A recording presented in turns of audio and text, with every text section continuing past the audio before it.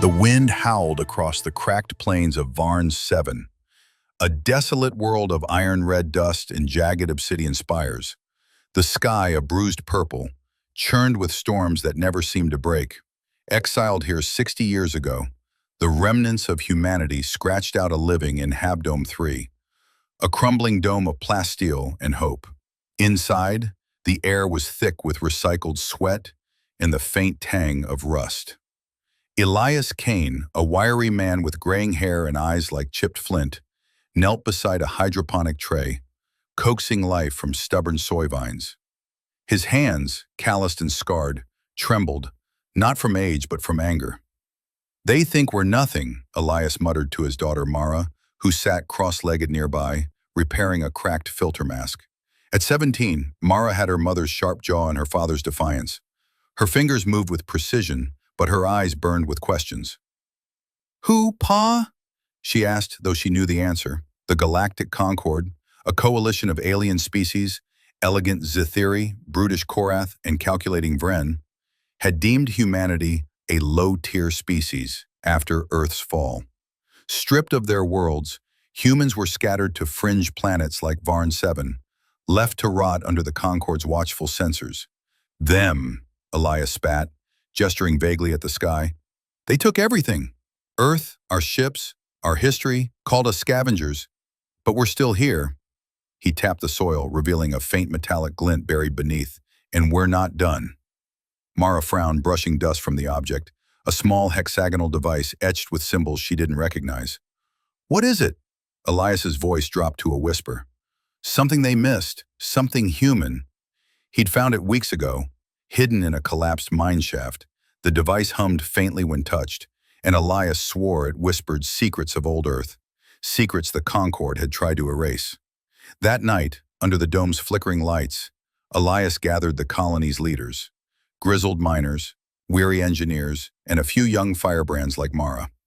In a cramped meeting room, he revealed the device. "It's a key," he said, voice steady despite the skeptical murmurs, "to a vault. Old Terran tech, buried deep.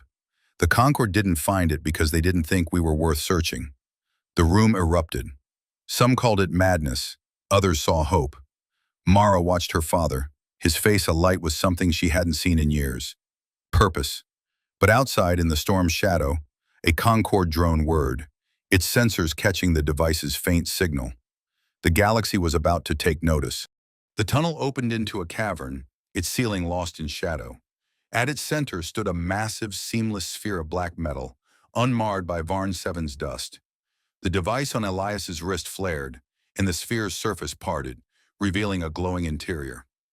Gasps echoed. Inside was a chamber lined with console, screens, and racks of sleek, unfamiliar machines. Holograms flickered to life, displaying star maps, schematics, and a human voice. Calm, authoritative, speaking in a language Mara barely recognized as Old Terran English. "Welcome to Archive 9, the voice said. "This is a repository of the Terran ascendancy, preserved for the survival of humankind." Elias's eyes gleamed. "This is it, our legacy."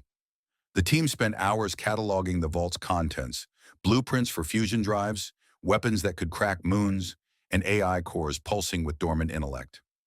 Mara ran her fingers over a console, its screen showing a ship design labeled Ares class. Her breath caught. These weren't tools of survival, they were tools of war. But the Concorde's drone had followed. High above, its signal reached a Zethiri cruiser in orbit. Its commander, a tall, silver-skinned being named Silvara, narrowing her multifaceted eyes. "Humans," she hissed, her voice like wind chimes. "They've found something. Send a strike team." Back in the vault, alarms blared. The AI's voice cut through.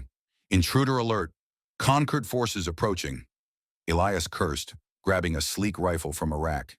Its weight felt natural, like an extension of his arm. "We defend this," he said, voice iron. "No matter what." Mara clutched a similar weapon, her hands steady despite her pounding heart. The vault was their only hope, the ember of soul, ready to ignite. Clash in the depths. The Dominion strike team hit like a storm. Brontar troops, 8 feet tall and armored in ceramite, crashed through the chamber's entrance, their plasma lances searing the air. The Sereni psionic followed, its crystalline body refracting light, its mind probing for weaknesses. Lena's team took cover behind consoles, returning fire with Terran rifles that spat blue energy. The chamber shook, sparks flying as ancient tech met alien force. Lena aimed, her first shot punching through a Brontar's chest plate, dropping it in a heap. "Keep them back!" she shouted.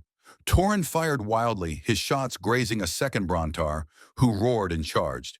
A drone swooped in, its laser slicing the alien's arm clean off. The Sirene's voice, sharp, psychic, pierced their minds.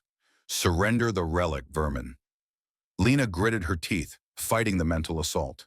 The battle raged, the chamber a chaos of light and sound. Lena's team was outnumbered, but the Terran weapons were precise, deadly. Torin dove behind a console as a plasma lance scorched the air, singeing his suit.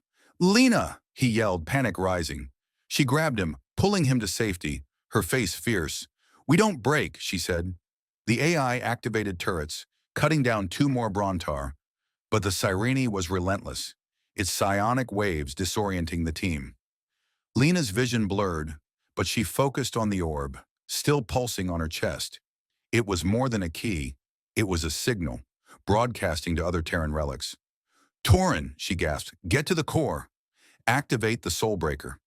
Torin hesitated, then ran, dodging plasma bolts. He reached the central console, slamming the orb into a slot. The pyramid hummed, lights flaring. Outside, Sethar's cruiser detected the surge. "They've activated it," he snarled. "Bombard the site." As Torin worked, Lena held the line, her rifle overheating. The Sirene lunged, its mind tearing at hers, but she fired, shattering its core. The chamber fell silent, save for the hum of the Soulbreaker waking. But above, the cruiser's cannons charged, ready to glass the planet, the rising ember. The Soulbreaker's activation shook Klyros 9, fissures cracking wider as the pyramid's energy surged. Lena's team regrouped, battered but alive. The AI's voice guided Torin. "Soulbreaker online. Target designation required." Holograms showed the Valthar cruiser in orbit, its weapons glowing. Lena's heart sank. Dome 4 was defenseless against orbital bombardment. "We can't stay here," she said, grabbing the orb, now integrated into the console. "We take the fight to them." The chamber revealed a hidden hangar housing a sleek Terran ship, an Ares-class corvette, its hull gleaming despite centuries of dormancy. The team boarded, Lena at the helm, Torin on weapons. The AI uploaded itself, its voice calm. "I am Saul, your interface. Launch in 10 seconds." The ship roared to life, blasting through the chamber's roof as Klyros 9 quaked. In orbit, Sethar's cruiser fired, but the corvette's shields, Terran tech beyond Dominion understanding, absorbed the blast. Torin targeted the cruiser's engines, firing a Soulbreaker beam that tore through its hull. The cruiser listed, venting atmosphere, but the Dominion wasn't done. Setter, wounded but alive, sent a distress signal to the Dominion fleet. "Humans have the spark," he hissed. "Crush them." Lena piloted the corvette back to Dome 4, rallying the colony. "We have a chance," she told the council, projecting the Soulbreaker's schematics. "This weapon can end their tyranny." The council, inspired by the victory, agreed to fight, but Torin saw the fear in Lena's eyes. She knew the Dominion's full might was coming. The unyielding. The Dominion fleet arrived 3 days later, 10 cruisers, 100 fighters, led by a Valthar dreadnought. Klyros 9's surface burned as bombardment began, but the corvette, now named Unyielding, struck back. Lena's team, augmented by Sol's drones, fought in space and on the ground, defending the Soulbreaker's pyramid. Lena led a ground assault to protect the core, while Torin and Sol targeted the dreadnought. The Unyielding danced through enemy fire, its Soulbreaker beam carving through ships, but the dreadnought's psionic array overwhelmed Sol, frying its systems. Torin, alone at the helm, felt despair creep in. On the ground, Lena faced Sethar himself, his scales scorched but his venom deadly. "You're nothing," he spat, lunging.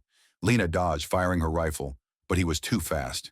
As he pinned her, she saw Torin's signal. Unyielding was failing.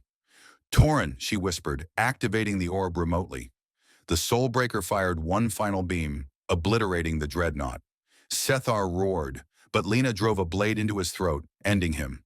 The Dominion fleet, leaderless, retreated. Klyros 9 was scarred but free. Lena and Torin reunited in the pyramid, the Soulbreaker's glow fading. "This is just the beginning," Lena said, her voice steady. "We're not vermin, we're human." The galaxy would hear of the unyielding spark and tremble. The signals reach. The skies of Klyros 9 smoldered, scarred by the Dominion's retreat. Inside Dome 4, the air buzzed with a fragile hope.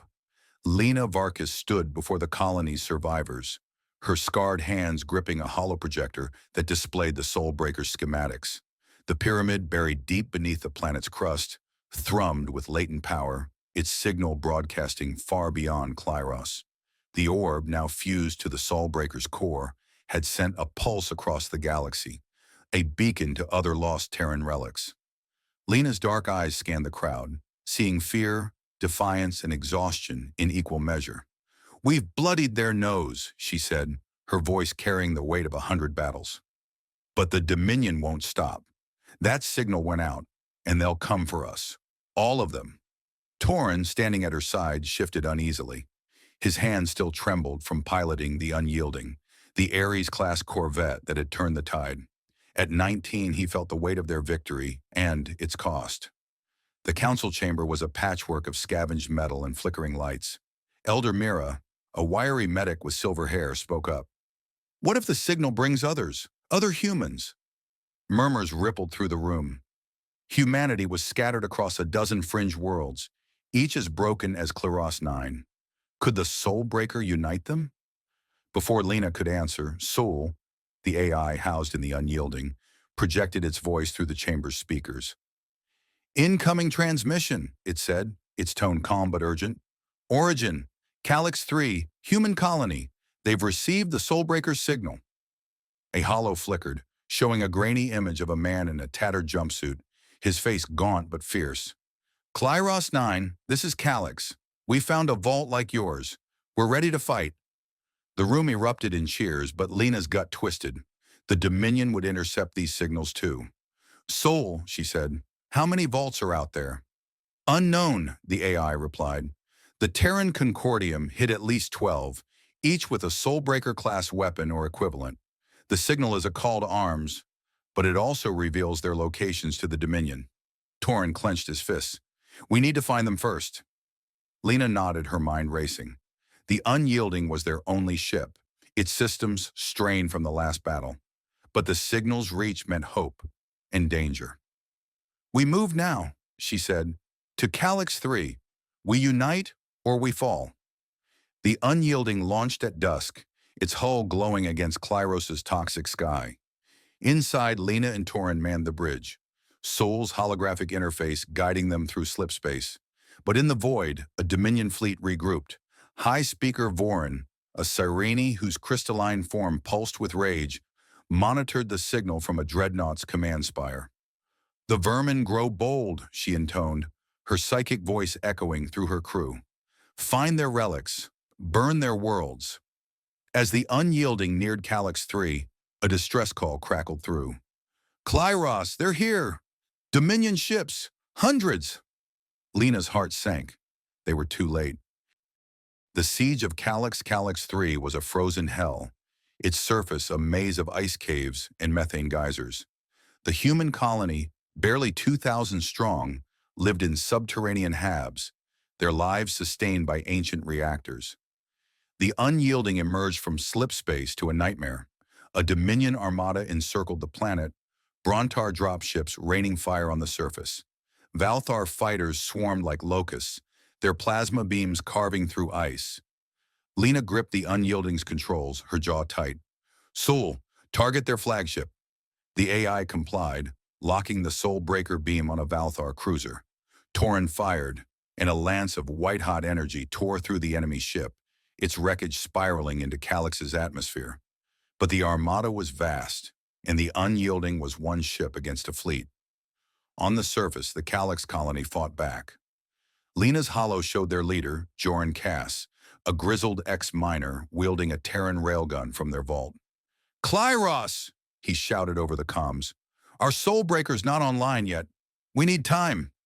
His hab shook as a Brontar siege drone breached the outer wall, its claws rending metal.